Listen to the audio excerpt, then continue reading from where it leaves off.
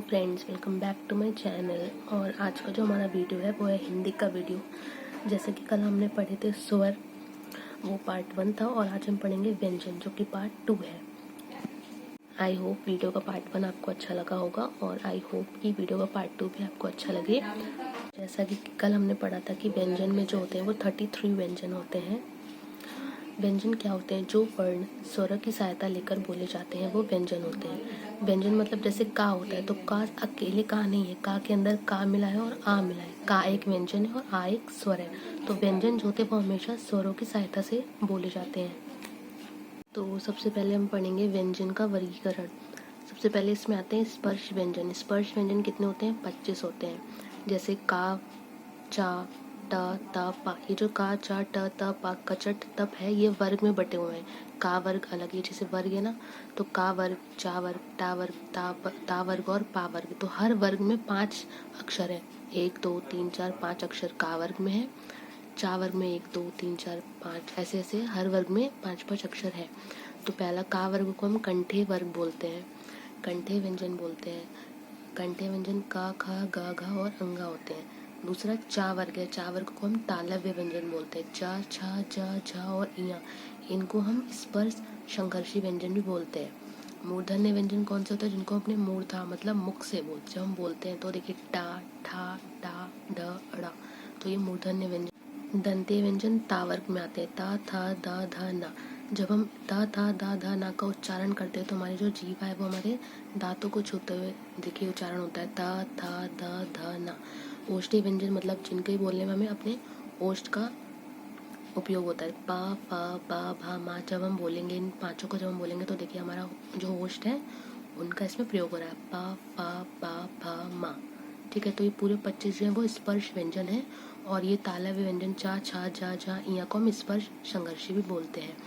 तो ये काफ़ी इंपॉर्टेंट है, कभी कभी पूछ लिया जाता है कि स्पर्श संघर्षी व्यंजन कौन कौन से होते हैं। आपको 4 ऑप्शन दे देगा इन्हीं में से, और एक कोई अलग दे देगा, फिर आपको बताना होगा। तो चा, छा, जा, झा और इया जो है वो स्पर्श संघर्षी व्यंजन भी होता है।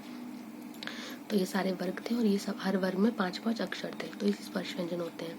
जैसे लिखा है कि प्रत्येक वर्ग जैसे का, चा, ट, त, पा, ये जो 5 वर्ग हैं, का, चा, ट, त, पा, प्रत्येक वर्ग का 5वां अक्षर, प्रत्येक वर्ग का 5वां अक्षर ये जो है अंगा, इया, अड़ा, ना और मा, इन 5 को मिला के हम क्या बोलते हैं? नासिक के व्यंजन बोलते हैं।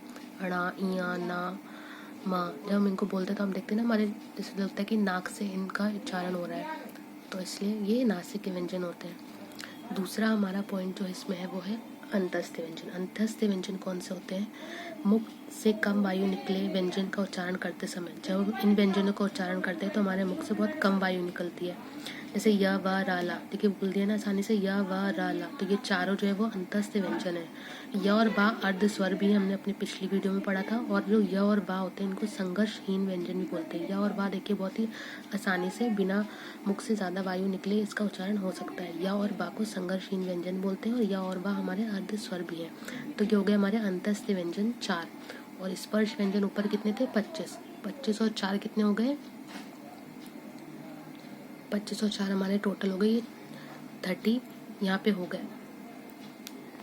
जो हमारा थर्ड पॉइंट है वो है, जो हमारा थर्ड जो वर्गीकरण है व्यंजन का वो है ऊष्म व्यंजन। ऊष्म व्यंजन भी 4 होते हैं। जैसे हमने पीछे पढ़ा अंत्यस्थ व्यंजन भी 4 होते हैं, य, व, रा, ला, वैसे ही ऊष्म व्यंजन भी 4 होते हैं। श, श, सा और हा, जितने भी शा के जो टाइप्स हैं, चारों जो शा है, तीनों जो शा है और एक जो हा है, ये ऊष्म व्यंजन होता है। इसको संघर्षी बोलते हैं। संघर्षी क्यों बोलते हैं? क्योंकि जब हम इन वर्णों का उच्चारण करते हैं या जब हम इन व्यंजनों का उच्चारण करते हैं तो हमारे मुख से जो हवा है वो रगड़ खा के निकलती है। जिन व्यंजन का उच्चारण करने पर मुख और नाक से समान मात्रा में वायु निकलती है उन्हें ऊष्म व्यंजन कहते हैं। जैसे हम बोलिए श, श, सा, हा, देखते हैं आप हवा निकल रही है मुंह से बोलते टाइम इनको, तो ये ऊष्म व्यंजन हो गए 4। उसके बाद हमारे आते हैं संयुक्त व्यंजन। संयुक्त व्यंजन कैसे कौन से होते हैं? जैसे हमने पीछे अपनी वीडियो में पढ़ा था, अगर आपने वीडियो नहीं देखी है तो प्लीज़ देख लीजिए स्वर की वीडियो। वैसे ही स्वर जो संयुक्त होते हैं 4, वैसे ही संयुक्त व्यंजन भी 4 होते हैं। पहले होता है शा। शा जो है वो का और शा से मिलके बना है। संयुक्त क्यों? क्योंकि 2 व्यंजन या 2 वर्ण से मिलके एक वर्ण बनता है तो उसे संयुक्त व्यंजन बोलते हैं। 2 वर्ण से मिलके एक व्यंजन बनता है या 2 व्यंजन से मिलके एक व्यंजन बनता है तो उसे हम संयुक्त व्यंजन कहते हैं। शा हो गया का और शा से मिलके बना है।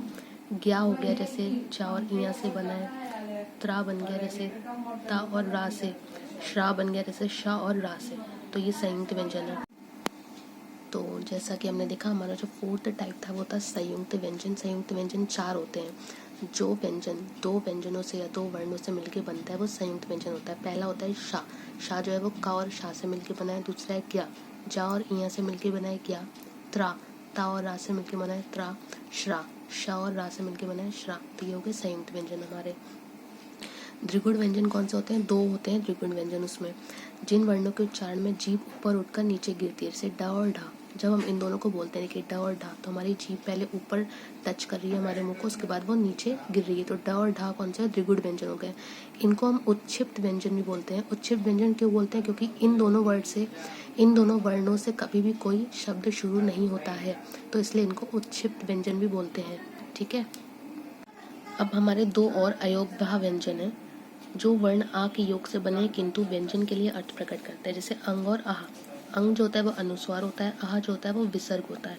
तो अंग और आह दोनों अयोग्य है, मतलब ना तो ये व्यंजन में ही आते हैं ना ये स्वर में आते हैं। ये स्वर और व्यंजन के बीच की एक, मतलब वर्णों के बीच की एक कड़ी होती है। असंगत व्यंजन भी बोलते हैं इनको। तो अयोग्य व्यंजन हमारे 2 हो गए। द्विगुण व्यंजन भी हमारे 2 थे। संयुक्त व्यंजन 4 थे। ऊष्म व्यंजन 4 थे। और पीछे अंतस्थ व्यंजन कितने थे? वो भी 4 थे। तो ऊष्म व्यंजन हो गए शा, शा, सा, हा। संयुक्त व्यंजन भी 4 हो गए, शा, ज्ञा, त्रा और श्रा। द्विगुण व्यंजन 2 हो गए, ड और ढा। और वैसे अयोग्य व्यंजन भी 2 हो गए, अंग और आहा। अगर आपको वीडियो अच्छी लगी हो तो प्लीज़ आप चैनल को लाइक करिए और कमेंट्स में मुझे बताइए कि आपको और कौन से टॉपिक्स पढ़ने हैं। और प्लीज़ चैनल को सब्सक्राइब भी करिए। Thank you so much.